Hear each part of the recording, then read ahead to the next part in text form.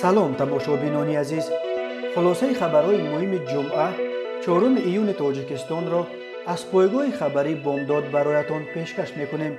шурӯъ мекунем аз як нигоҳи кӯтоҳ ба сархати хабари муҳими рӯз.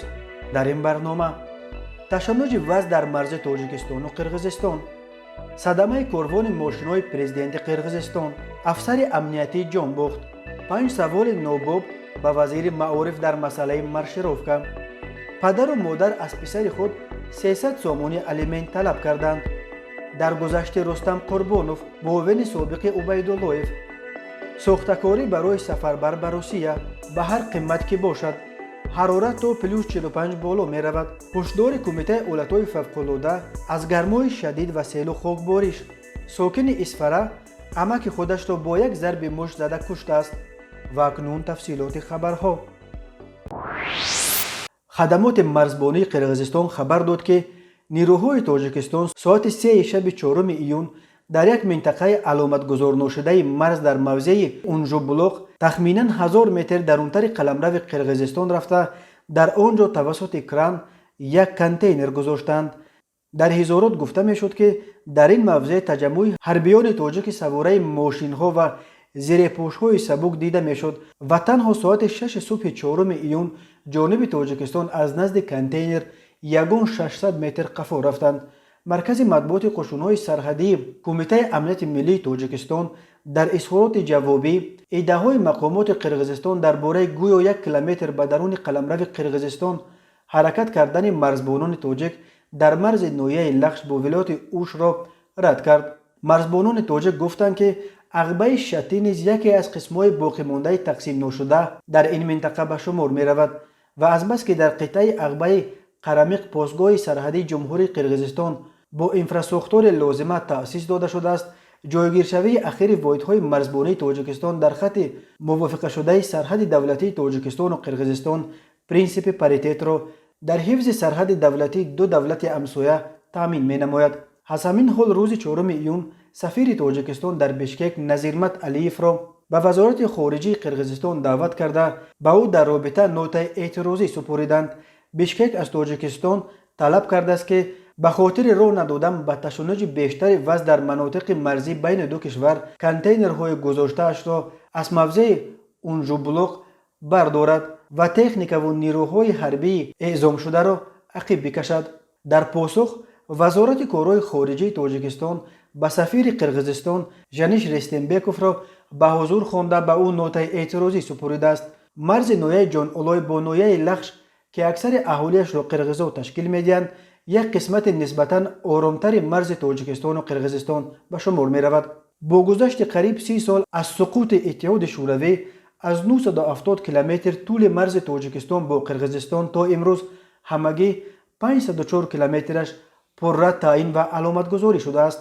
дар минтақаҳои баҳсӣ ҳар сари чанд вақт бар асари тақсими об, замин, убури ғайриқонунии марз ва ихтилофоти қавмии муноқишаҳо рух медиҳанд.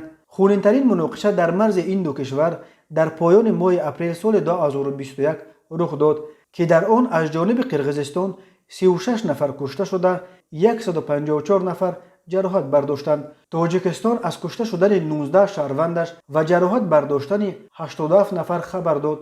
ҳар ду ҷониб якдигарро дар сар задани муноқишаи ахир айбдор мекунанд.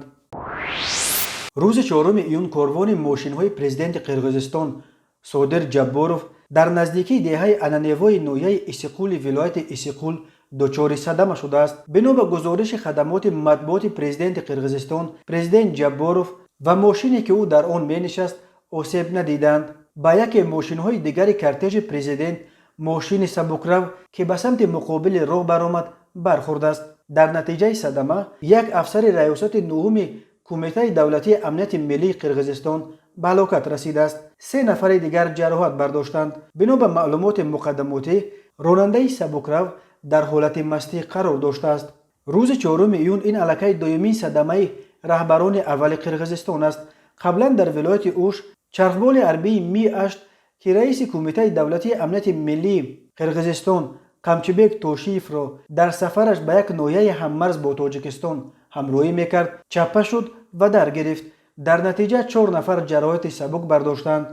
توشیف برای مذاکرات با رئیس کمیته امنیتی ملی تاجیکستان سیمومین یتیموف به ناحیه جان اولای ولایت اوش می رفت.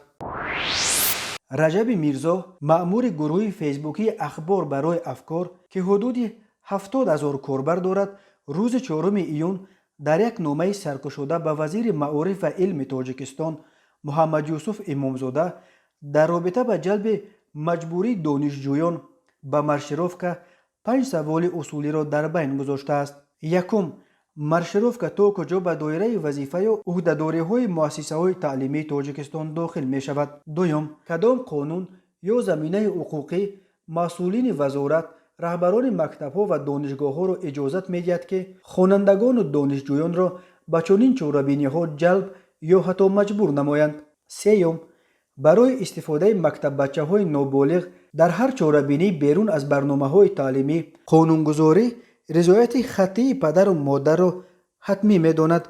آیا همه والدان خوانندگان مکتب‌ها که در مارشروفکا اشتراک می‌کنند چنین اجازت را داده اند؟ چهارم، برای دانشجویان در مارشروفکاها کسی پول یا غذا می‌دهد؟ برای آنها وزارت یا دانشگاه امتیاز خواهد داد؟ بر اساس کدام زمینه حقوقی؟ پنجم، خواننده مکتب یا دانشجوی دانشگاه حق دارد که اشتراک در این گونه اقدام‌ها را رد نماید. اگر رد کرد آیا او را مجازات انتظار شده می‌تواند؟ مسئله جلب دانشجویان به مارشروفکاها در حال مطرح می‌شود که بنا به خبرها دهها خواننده را الکی در خوجند برای مراسم استقبال پرزیدنت ازبکستان شفقت میرزیویف به مارشروفکا جلب کردند و هزاران دانشجو را از حال خبردار کردند که در دوام تعطیل تابستانه باید در مارشروفکاهای جشن 30 سالگی استقلال تاجیکستان که ماه سپتامبر تجلیل می شود اشتراک کنند. این ناراضگی بسیاری ها بخصوص والدان را به بار آورده است.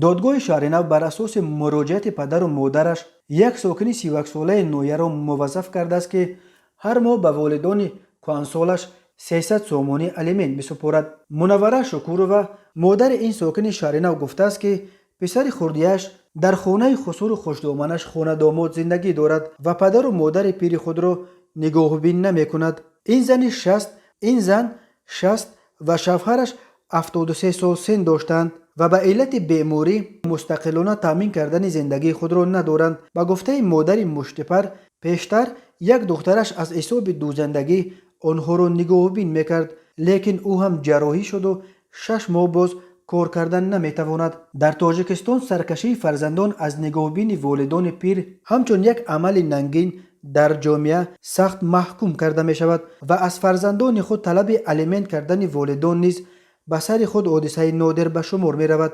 این در حالی است که طبق ماده 88 کودکس عائله جمهوری تاجیکستان فرزندان بالغ قابل محنت عهده دارند که والدان غیر قابل محنتی به کمک محتاج خود را نگاهبین نمایند و نسبت آنها غمخوار باشند. ادوکات دولتی محسن جان غنیف بر اساس امین ماده قانون به دادگاه نویه شهر نو عریضه دعواگی نوشته از دادگاه خواست که از حساب جوابگر برای تامین والدان پیرانسال غیر قابل محنت الیمنت به منفعت ما شکورov ستار و شکورov منوره هر ماه 300 سومانی مبلغ استوار تعیین کرده شود. دادگاه با صدور حلنامه‌اش این درخواست پدر و مادر محتاج به نگاهبین را قانع گرداند.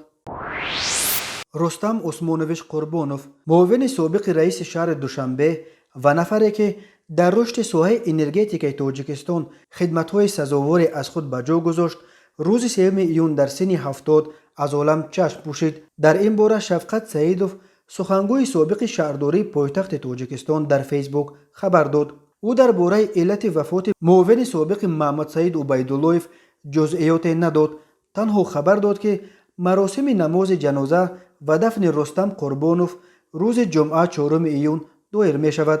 قربانوف رستم عثمانویچ 26 مارس سال 1951 در شهر دوشنبه به دنیا آمده. سال 1975 رشته انرژتیک دانشکده پلی‌تکنیکی تاجیکستان را با اختصاص نیروگاه برقی ختم کرد و سالهای 1975-1977 باعث استوا پررب در ساختمان نیروگاه نورک کار کرد. رستم عثمانوف از سال 1977 به کار حزبی گذشت. солҳои 1977-1980 котиби якуми камсамоли шаҳри норак, солҳои 1980-1986 котиби якуми камсамоли вилояти Қурғантепа ва аз соли 1986 то суқути шӯравӣ ва барҳам хӯрдани камсамол дар соли 1991 мудири шуъбаи кумитаи марказии камсамоли Тоҷикистон буд. Рустам Қурбонов баъди ин ба касби аввали худ энергетика баргашт ва солҳои 1991-1993 мудири ширкати Гемонт дар трести спецгидроэнергомонтаж ва солҳои 1993-2000 мудири кулли ширкати Тоҷик СГМ, яке аз ширкатҳои асосии масъули сохтмони нирӯгоҳ дар Тоҷикистон буд. Рустам Қурбонов солҳои 2000-2005 дар мақоми муовини раиси шаҳри Душанбе кор кард ва сипас боз ба пешаи қаблияш баргашт. солҳои 2005-2011 дигарбора мудири кулли ширкати Тоҷик СГМ шуд. тамошобинони азиз, ёдовар мешавем хулосаи муҳимтарин ахбори Тоҷикистонро аз пойгоҳи хабарии Бомдод тамошо доред. барномаро идома медиҳем.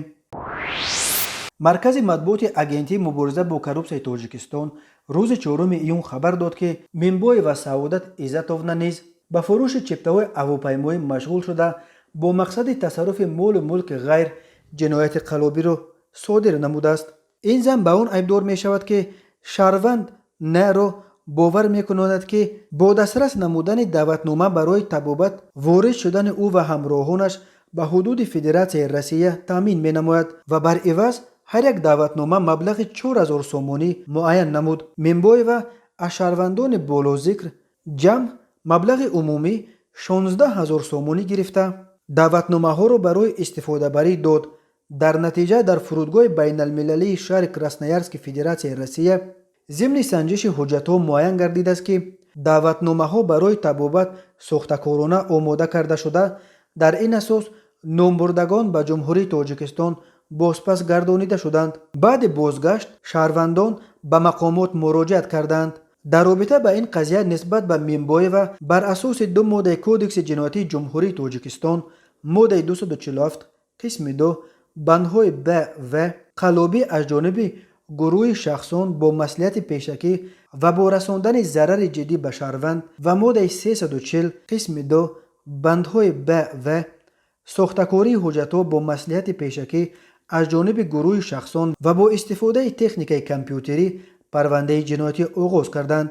дар давоми як соле ки сафар ба Русия ба сабаби коронавирус манъ шуда буд, сокинони Тоҷикистон барои расонидани худ ба он кишвар аз роҳҳои гуногуни машрӯъ ва номашрӯъ истифода мебурданд. яке аз чунин роҳҳо сафар ба Русия гӯё барои табобат буд, чунки он кишвар дар сурати зарурати табобат ба сафари шаҳрвандони хориҷӣ иҷозат медод. кумитаи ҳолатҳои фавқуллода ва мудофиаи гражданӣ назди ҳукумати Ҷумҳурии Тоҷикистон ба таваҷҷӯҳи меҳмонон ва сокинони кишвар мерасонад ки бино ба маълумоти агентии ҳавосанҷии Тоҷикистон ҳавои хушку гарм дар пеш аст. гармии ҳаво 37+42 ва дар водиҳо ба 42+45 дараҷа мерасад. ҳавои ноҳияҳои кӯҳӣ то ба 36 дараҷа гарм хоҳад шуд. аз 5 то 7 июн дар баъзе ноҳияҳо шиддати шамол ба 15-20 метр дар як сония мерасад ва хокбориш дар назар дошта шудааст. аз сабаби гармии ҳаво интизор меравад барфҳо дар кӯҳҳо об шаванд ва ин метавонад сабабгори болоравии сатҳи об дар рудхонаҳо гардад ва боиси омадани сел низ дар маҳаллаҳои ҷудогонаи кӯҳӣ ва назди кӯҳии ноҳияи тобеи Ҷумҳурӣ, вилояти Хатлон, Суғд ва навоҳии ғарбии вилояти Мухтори Кӯҳистони Бадахшон шавад. сокини 34-солаи ҷамоати Чилгазии Исфара ба он гумонбар мешавад ки шоми 27 май тахминан соати 20:30 дар дохили роҳрави назди ҳавлии истиқоматиашон бо амаки 41-солааш ҷанҷол карда як мушт ба рӯи охирон задааст.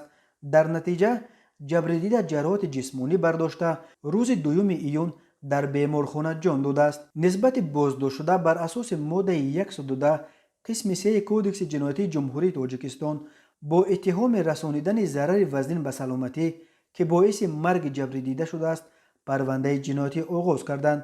ба ин сокини Чилгазӣ акнун барои куштани амакаш ҳамчун ҷазо аз 12 то 15 соли зиндон таҳдид мекунад. یک زن 45 ساله ساکن جماعت دیهات قبله نویه رودکی که پیش برای قلابی سود شده است به آن گمان بر می شود که روز 27 اپریل از یک مرد 28 ساله ساکن ناحیه مومن آباد با روی فریب 48500 سومونی گرفته وعده داده است که تا 1 می چپته هواپیمایی گرفته می دهد، اما تا حال نه وعده‌اش را اجرا کرده است و نه پول گرفته‌اش را برگردانیده است. تماشابینان عزیز و گرامی، این بود مرور به خلاصه چند خبر مهم روز 4 ایون تاجیکستان. خبر و گزارش‌های بیشتر از تاجیکستان و درباره تاجیکستان را در سامانه پایگاه خبری بامداد در این نشانه پیگیری نمایید: www.bomdad.com. خوش باشید.